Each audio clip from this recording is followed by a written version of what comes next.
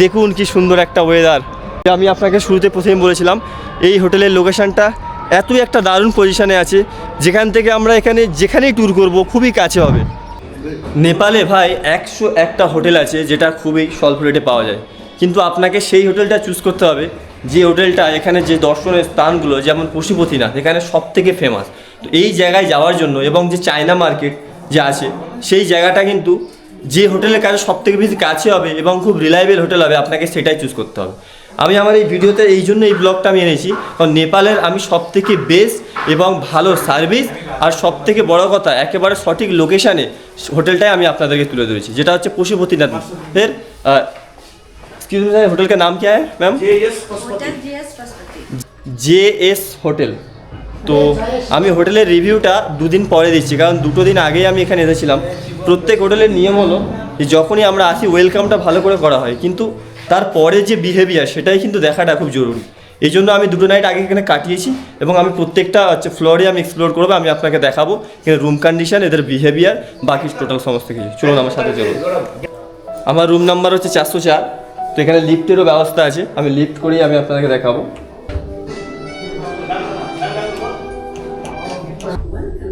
এটা এখানে প্রায় 600 রুম আছে। তো 600 রুমের মধ্যে আমার রুম নাম্বার 404। তো প্রত্যেকটা রুমেরই কন্ডিশন কিন্তু একেবারেই খুবই সুন্দর।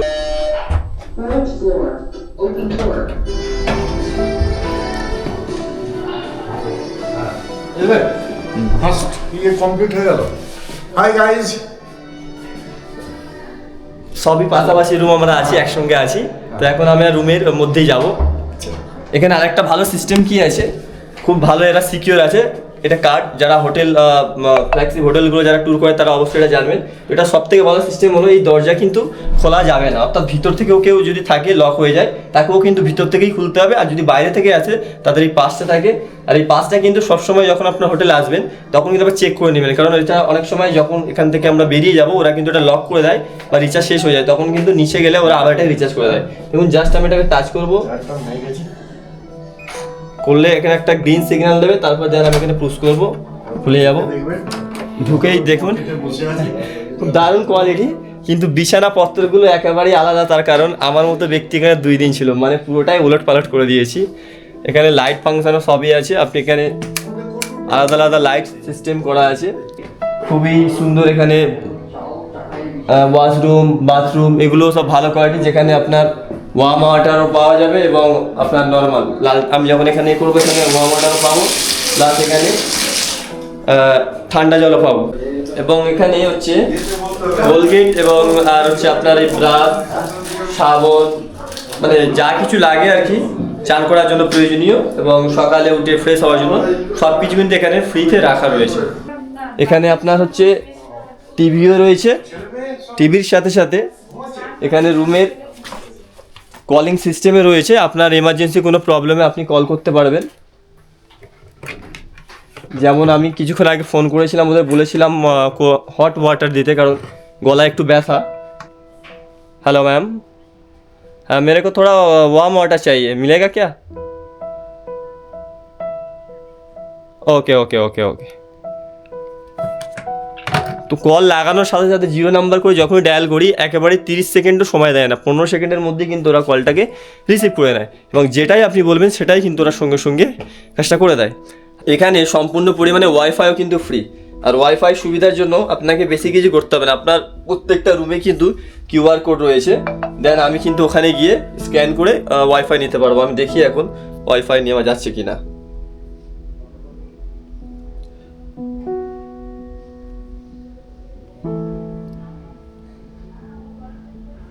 স্ক্যান হলো, ওয়াইফাই চলে এলো এবং রুম নাম্বার সহ কিন্তু এখানে শো হবে, 404 রুম নাম্বার, সেটাও কিন্তু এখানে শো হয়ে গেল। আর ওয়াইফাইয়ের স্পিডও কিন্তু খুব ভালো। তো ওভারঅল এই ব্লগটা আপনাদের কেমন লাগলো অবশ্যই কমেন্ট করে জানাবেন। আমি একেবারেই নতুনভাবে কাজ করার চেষ্টা করছি সোশ্যাল মিডিয়াতে, আর এই ধরনের আরও অনেক অনেক ব্লগ করার ইচ্ছা আছে, কিন্তু তোমাদের সাপোর্ট ছাড়াই কিন্তু আমি এই ধরনের ব্লগ করতে পারবো না। তো প্লিজ বন্ধুরা অবশ্যই ভিডিওটা শেয়ার করবে আর সাবস্ক্রাইব করে নেবে। এখন আমি বেলকনিতে যাব, কারণ এর যে উপরে একেবারে প্রত্যেক যারা নিচেই আমরা থাকি তারা সকলেই সকাল হলে কিন্তু মর্নিংটা একেবারে কাঠমান্ডু শহরকে দেখতে দেখতেই কাটে। তো আমি এখন আপনাদেরকে উপরে নিয়ে যাব, যেখানে পুরো একটা ফগি ওয়েদার কিন্তু দেখতে পাওয়া যাবে, আর পুরো শহরটাকে আমরা দেখতে পাবো।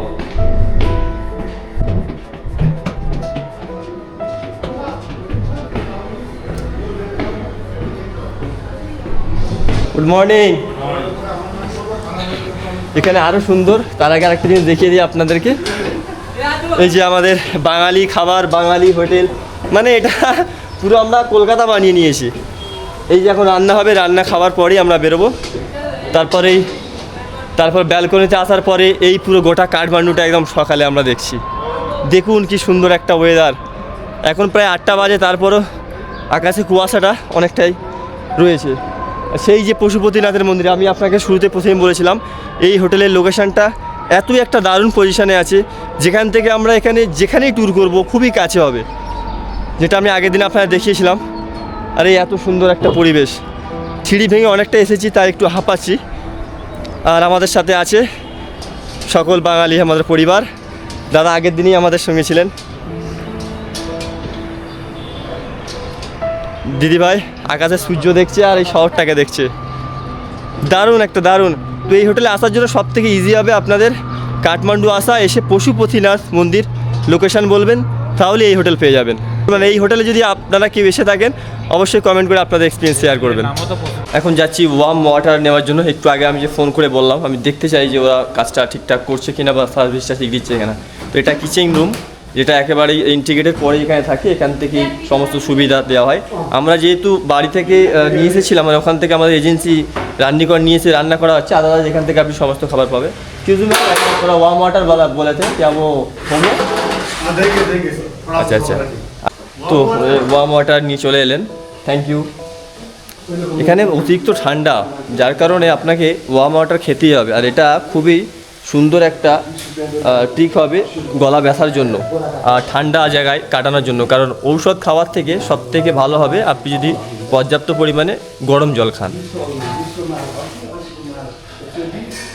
নেপালে জলের কোয়ালিটি খুবই ভালো, মানে পুরো আমাদের কলকাতার মতোই বলতে পারেন।